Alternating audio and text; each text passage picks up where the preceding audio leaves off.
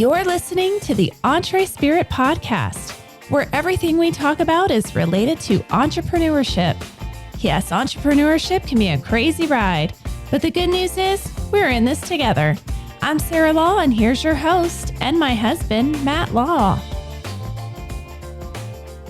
Well, thank you, my lovely wife. And we want to welcome you to episode 5, Permission to Fail, Commitment to Overcome. As entrepreneurs, we all take risk. That's the nature of what we do when we open up businesses.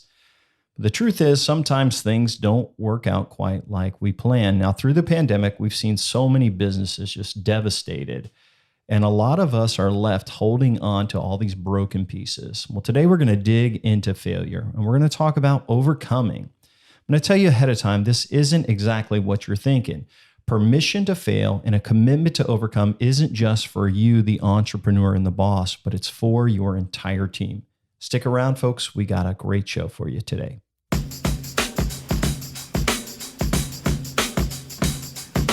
You could have a job, or you can have a career, or you can have a calling. And the best thing is to have a calling. Joy is the feeling that we have from doing what we are fashioned to do. There is no such thing as failure. Learn from every mistake. I'd write down my priorities in life, and I'd get committed to certain priorities. It's kind of ironic that I'm a dropout because I read more. I like to learn as much as anyone I know. People say you have to have a lot of passion for what you're doing. If you don't love it, if you're not having fun doing it, you don't really love it, you're going to give up.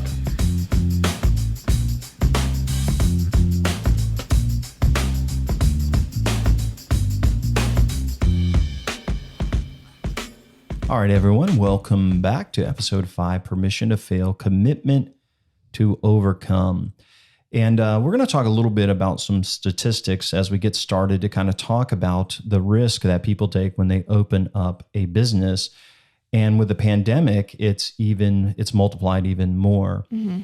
So in April of 2021, a study came out and it identified over 200,000 additional businesses closed during the first year of the pandemic. Now, I imagine it's going to take some time to figure out the total damage of the pandemic on small businesses, but so many companies closed, and we've met people that have just really gone through some hard times during the pandemic, and just how it's really affected their lives. So you think about this.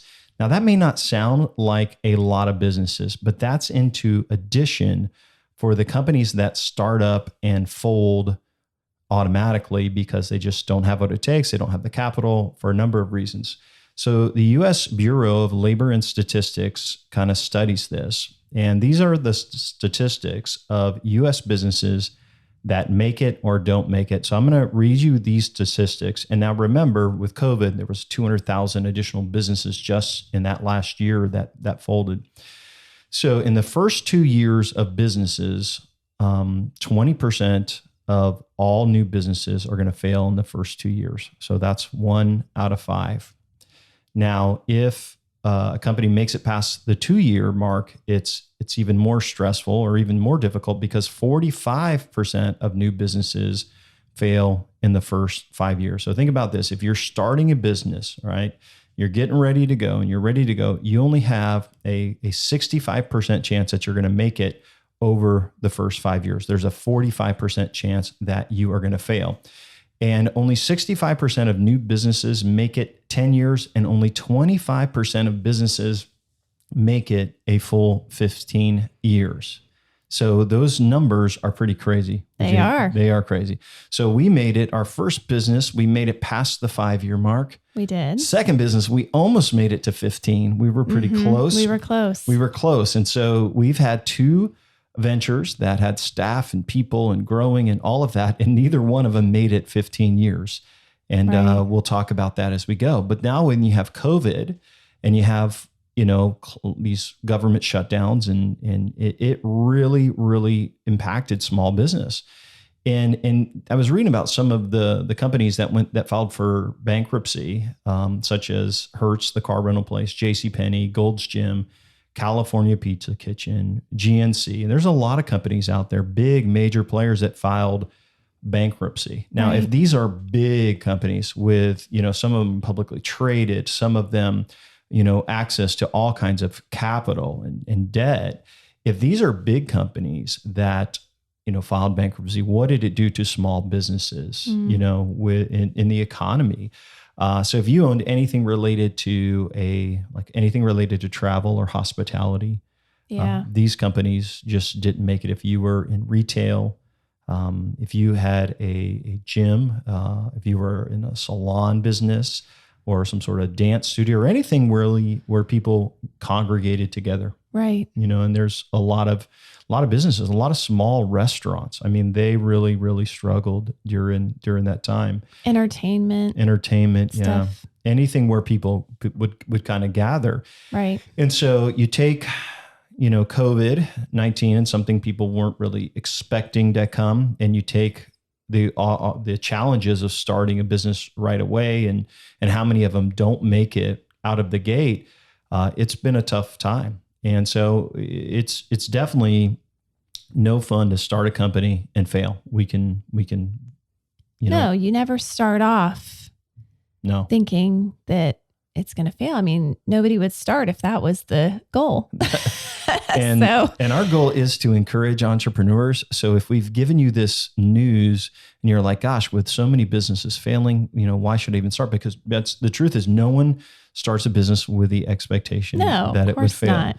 And we'll speak to closing down a company is no fun. I mean, you have this staff members that you've built relationships with, some of them for years, and you telling them, hey, we are going out of business. We can't pay you.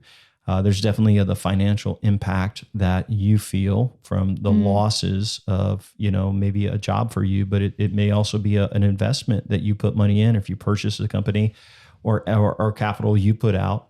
And it's painful. Like, it may mean a bankruptcy for yourself or for the company.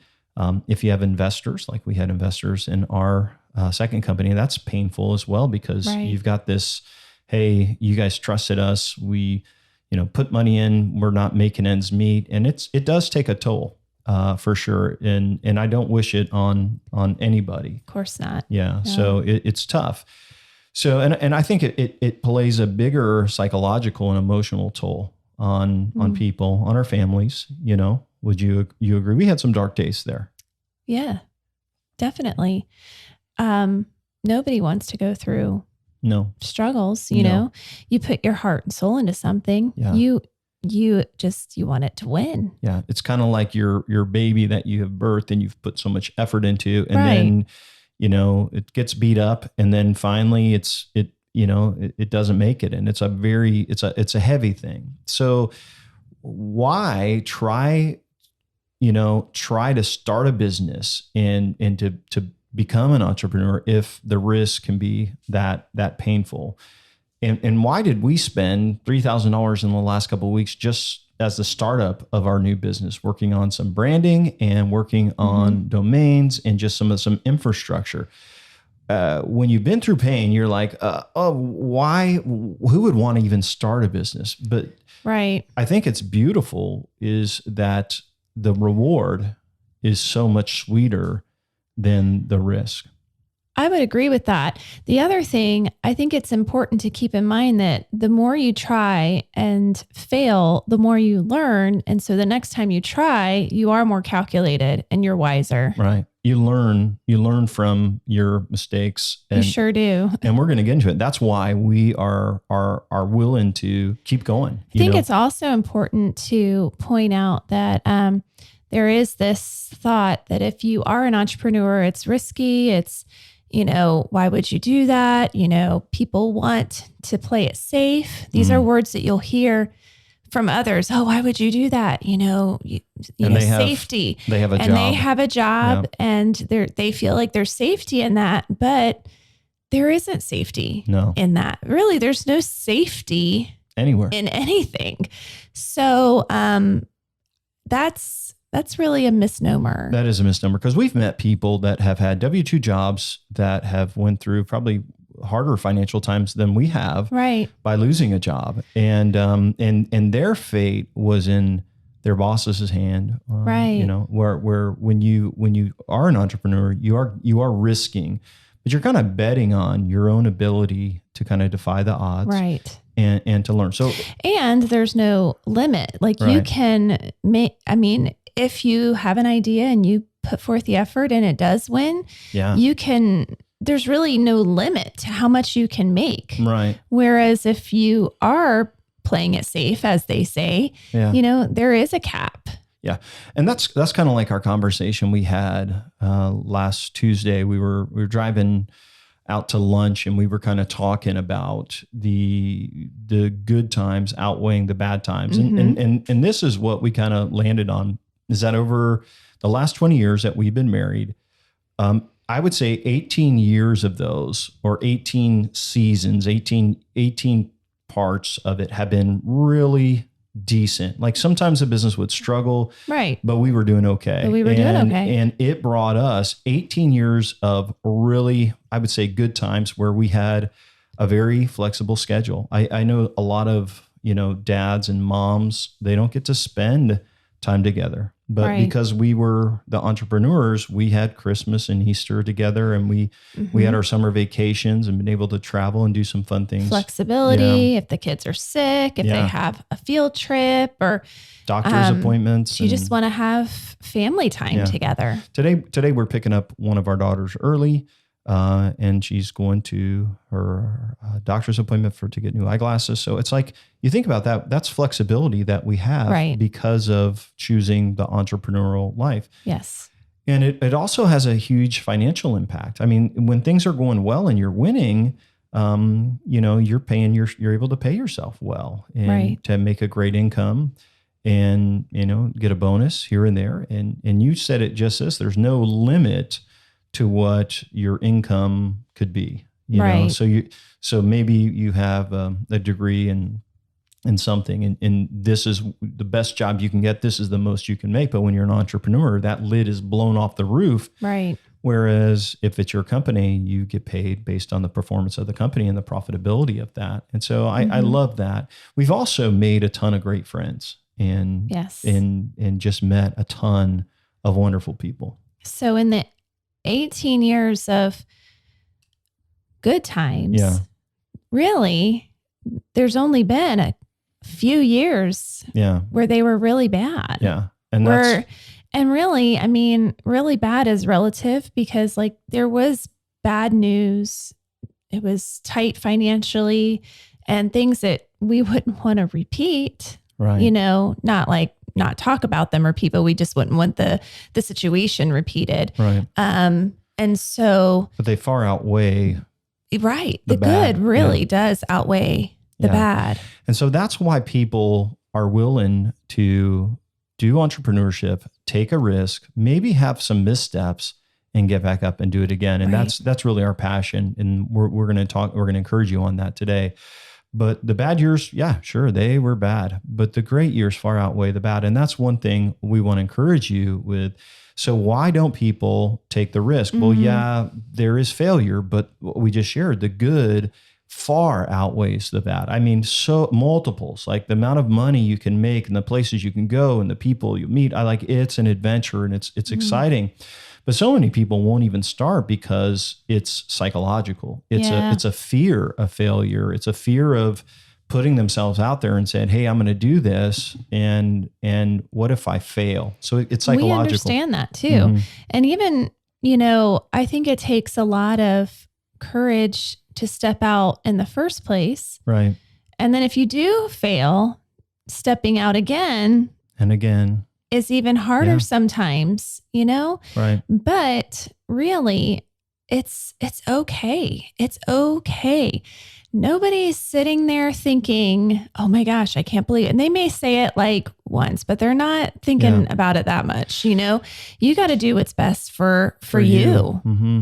And you only have, we say this all the time, you only have one life to live. And so if you're worried about failure and you're just, "Oh, what if I fail? What if I fail? What are people going to say?" You know, so many people sit on the sidelines, you know, And they may even be critical of other entrepreneurs, but they secretly, a lot of people wish they had the guts to go for to take the risk and to go for it. So failure isn't really the issue. What we see, we've met so many entrepreneurs and trained hundreds, and so many of them had the gifts, the capacity, the knowledge, but they just were so afraid of failure, and they feared it so much that they wouldn't even put all of their effort into it. It was kind of half-hearted attempt, like, oh, maybe we'll try this little side hustle, this little gig, but they wouldn't put everything into it. And so fear is the problem. And so they never start. Right. And they never give their all. And we can't really talk. Today's episode isn't about fear of failure, but there are some ways to mitigate fear when you're starting out so that you can step out. So if you're facing, you want to start a business and you're afraid, or maybe you're thinking about expanding your business and you're afraid, there are ways to mitigate that risk where you can risk a little less, maybe start a little smaller, keep your job or keep another revenue source, having some sort of backup plan, maybe having, a spouse that works. There's ways that you can mitigate that. But regardless of what I find is so many people have outs and ways to mitigate risk, but they still won't take a risk because they're afraid of failure. Right. And so we want to say, hey, failure and overcoming, they go hand in hand. And so what I want to just encourage you right off the bat, listeners, is like, it's okay if it's not perfect. It's okay if you have setbacks. It's okay even if your company fails. I think that's so good. I think that if we can express anything in this podcast, it's to have a shift in your thinking where it's not the end of the world. Even if it doesn't work out, the whole process is that you're getting better. Yeah. And failure or the potential of failure even is all part of life. It doesn't really define you. It doesn't. No. It doesn't. And so many people what's the worst that can happen, really? Yeah. I mean, not even what you could come up with that would be the worst things that could happen. They're not even that bad. Yeah. So, and we say that not to minimize that, but we say that because we've walked through it. So you can survive. A bankruptcy is not something you're like, hey, let's bring it on. Let's do that. That's great. But sometimes that law was created for a reason. When you take a risk and when you're starting a company, and a lot of it is personal debt, like, maybe you have assets you put in, but then it takes debt to keep it afloat. There's a reason why bankruptcy laws exist to allow Americans and people to take some risk for their dreams. Right. And now, is that ideal? No. Heavens no. No. But honestly, you will make it. You will make it. And so here's the thing.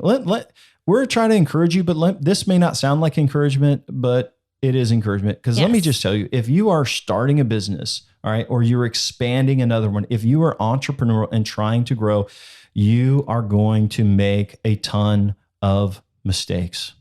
Right. Silence on the other end. You are going to fail at some things as you grow. There are going to be bumps in the road that you think you could be the smartest educated person, but there are things that you won't see coming, such as COVID-19 for so many businesses. Like, that's something you can't plan for. Right.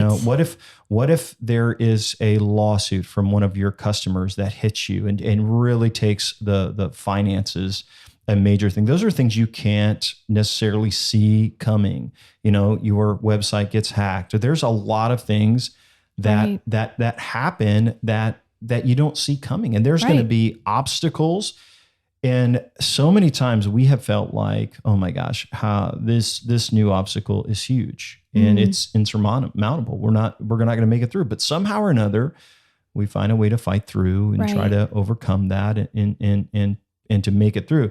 Some of the issues that you'll face as entrepreneurs will only just beat up your company. It will knock it down, knock the wind out of you, and they're not fatal, right? No. It's not.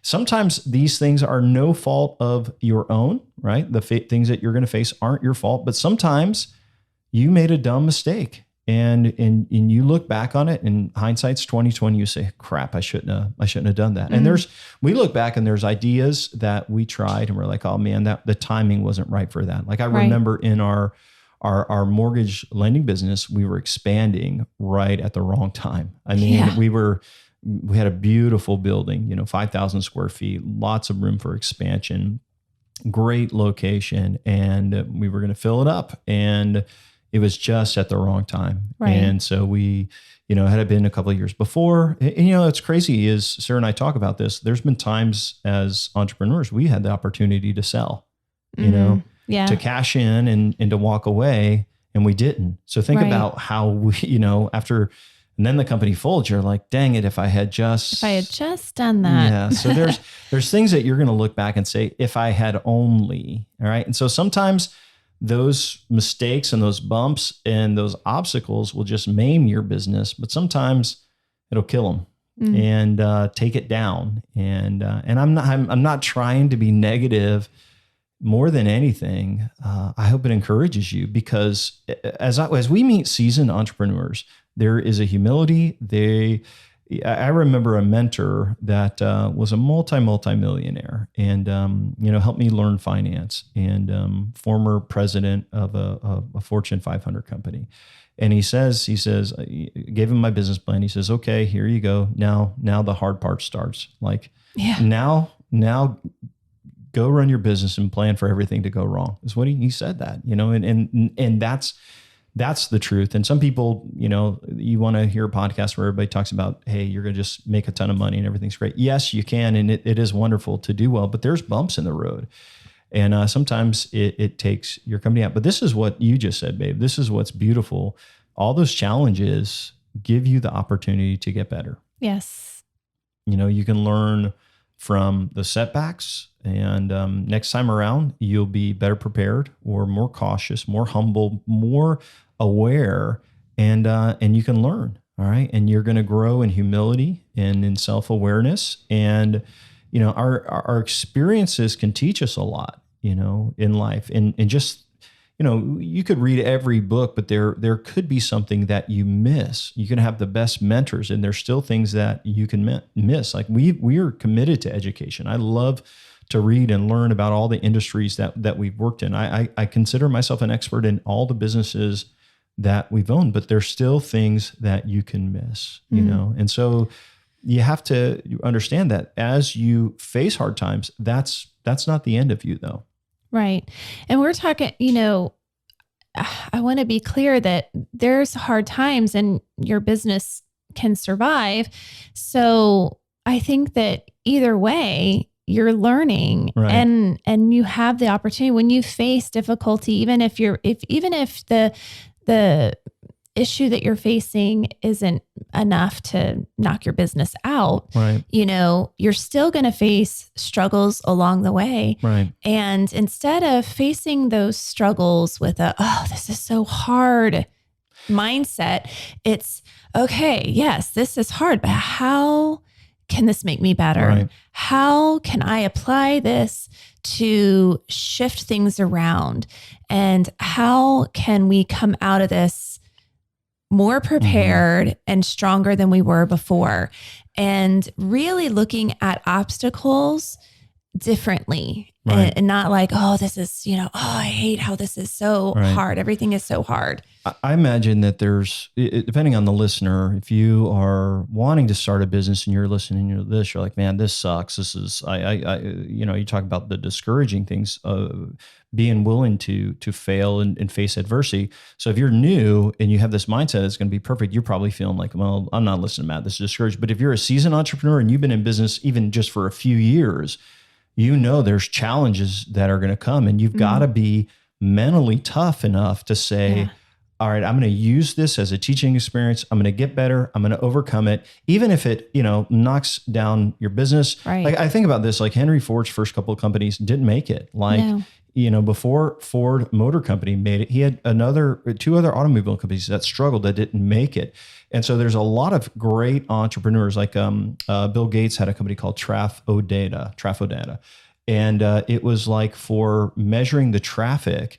And what he learned in that company prepared him for what he was going to do at Microsoft. There's always something that you were going to learn, no matter how bad it might seem. It may be the most valuable lesson, but this is important. Right. When you face a setback or a pain, your mindset, you have to have such a strong resolve inside of your heart that you're going to overcome no matter what. And so being okay, not saying you welcome failure, but saying, hey, to expect failure and then expect to overcome, that is the right mindset. And so it is a mindset. And so when you expect adversity and setbacks, and you give yourself permission to have some bumps in the road, and then when they come, you are ready to beat the odds, to fight tooth and nail to win. Then setbacks are a lot less of a big deal because you're not focused on it being perfect. You're focusing on winning and getting knocked down and getting back up. The focus shifts, Matt, from that failure mentality. That word failure is so, failure. It really shifts from that being the end of the world to wait a minute. This is an opportunity to learn and to be better. Yeah, to get better. And you're focused on finding a solution. So I think a lot of entrepreneurs that we've met, depending on where they're at in their journey, sometimes they'll try to cover up their messes, like there's messes in every business. There's messes in every organization. They're struggling and they want to cover them up instead of saying, hey, we know it's a mess. Let's focus on the solution and getting better and overcoming. And to have the mindset of just, hey, we're not worried about perfection. We're not worried about, hey, we're going to have some messes and things that don't work out right. That takes a ton of humility and in a leader, and to say, hey, I'm openly admitting that I don't have everything figured out, but I am doing the best I can, and I'm learning kind of every day. And so if you are just starting out, let me encourage you, entrepreneurship is the greatest adventure. It is so exciting. And the joys that it can bring you are, like I said, amazing. Okay. Right. And yes, there is a risk for pain, right?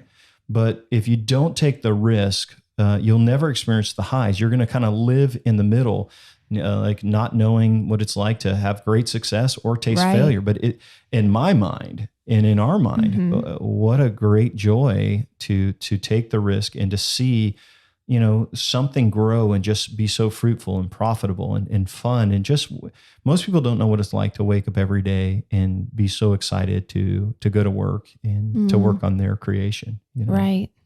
So true. So true. So I hope you do take a risk. Now, the next part of our episode, we want to talk about leading others and as entrepreneurs and how to handle staff failures and staff setbacks. If you're just starting out and you don't have any staff members, or maybe you just have maybe like a couple of staff members that don't really lead anything, they just do what you tell them to do. What I'm going to share with you now may not make a whole lot of sense, but if you are a more seasoned entrepreneur and you are leading lots of people, or you're leading leaders who lead others, what I'm going to share with you hopefully will help you tremendously. So as a business grows, right, there's more demand than there is time. There's more things to do. There's more orders to fulfill. There's more customer support tickets to respond to. There is more to do than there is time. And to keep growing, you're going to need help in the form of people to get things done. And so you're going to want to hire people that are capable, who are intuitive, and they can solve problems. You need people who are passionate about your business and wanting to see it win. And so we call these people EntreSpirited leaders. And these are entrepreneurially minded people that are part of your team that will come in and own that section. They're like owners of your company, and they'll own that section of your business to help it grow. So you decide that you want to hire someone that is very, very driven. All right. They check all your boxes in the interview process. They're smart, they're capable, and they understand your business. They get what you do. Their mission aligns with your mission. They have a great heart. They love their job. And you're excited that they're on your staff.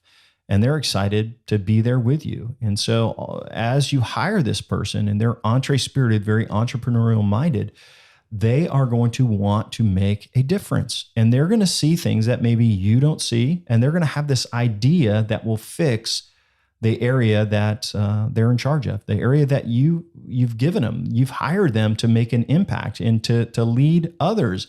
And so you give up control. Maybe it's marketing, or maybe you give up human resources, or they're an area and they're overseeing this whole growth trend, this department. And they present you with their new, bright, shiny idea. And it sounds good on paper. It sounds good when they explain it. It sounds perfect. And here is your entrepreneurially minded, strong leader going out, trying something, and they go out and they try this new idea. And just like in the world of entrepreneurship, just like you, for the years that you've been an entrepreneur, they try this thing and there's bumps in the road. And there's adversity and there's setbacks and there's things that they didn't see and things that you didn't see when you gave them permission, to try that. And they have this mini failure or this setback. And so the question is, you're an entrepreneur, you're taking risk, you're going out trying to do things, and you make mistakes. Now you've got people on your team that are like you, that are entrepreneurial, that are wanting to make things better, and they go out and they have a setback, they have a failure. So what do?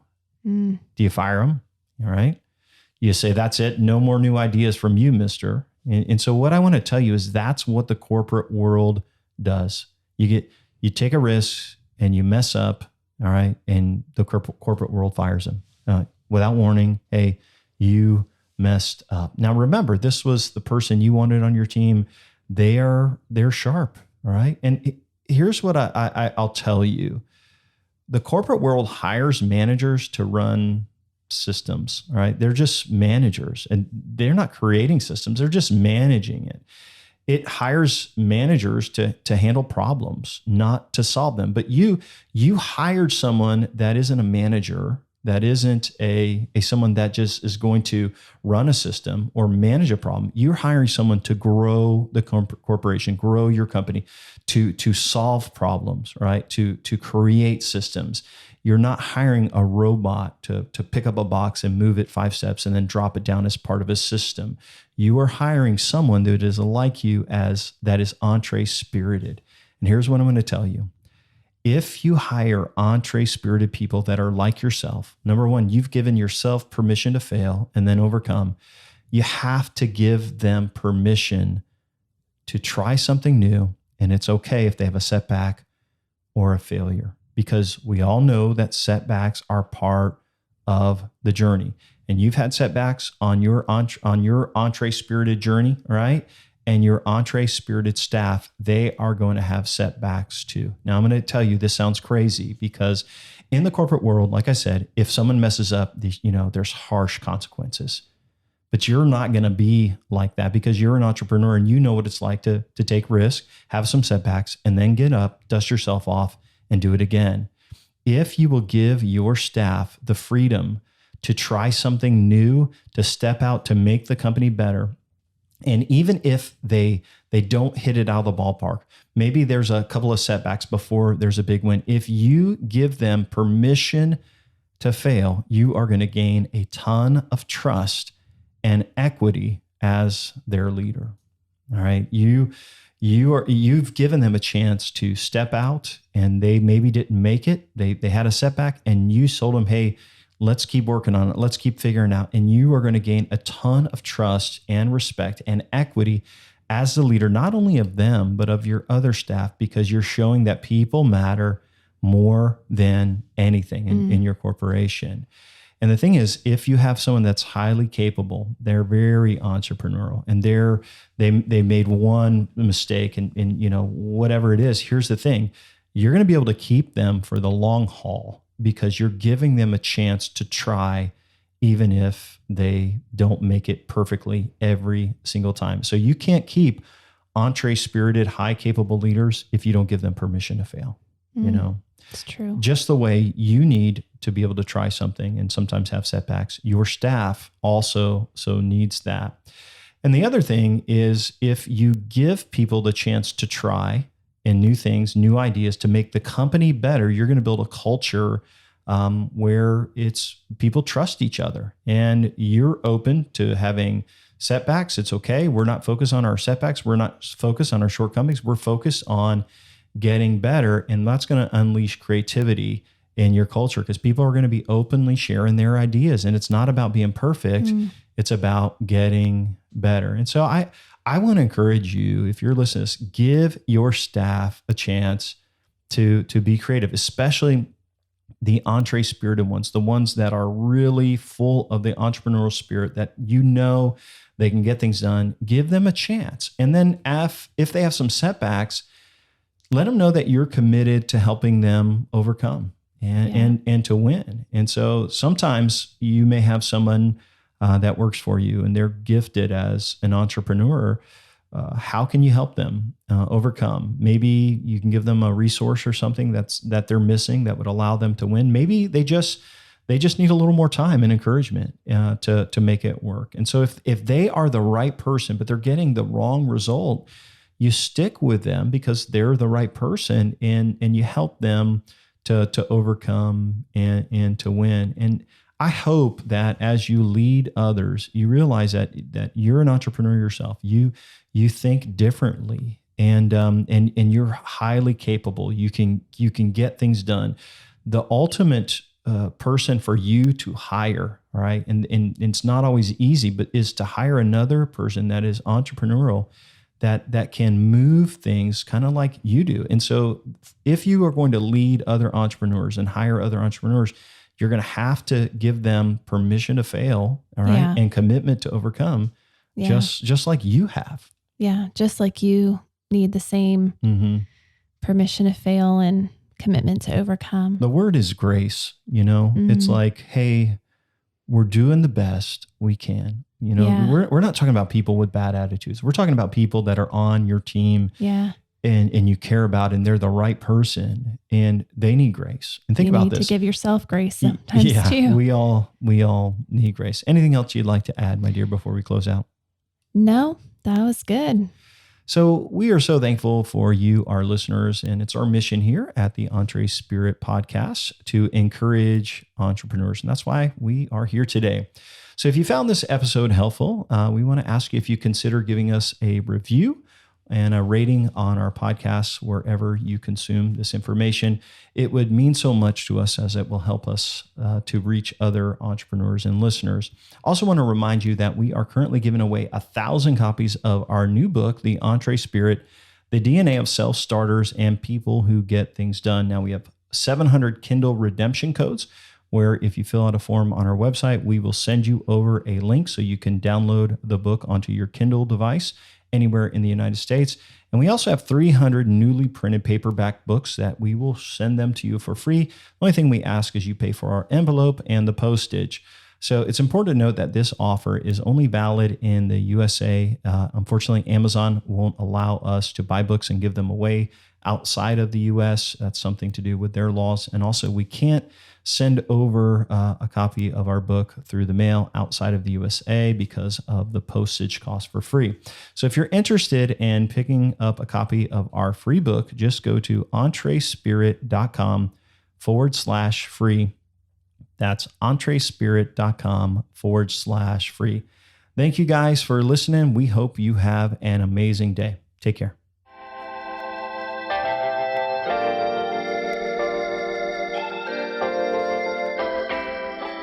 You've been listening to the EntreSpirit podcast. Be sure to pick up a copy of our new book, The EntreSpirit, The DNA of Self-Starters and People Who Get Things Done. For behind-the-scenes videos and more free resources, please visit EntreSpirit.com.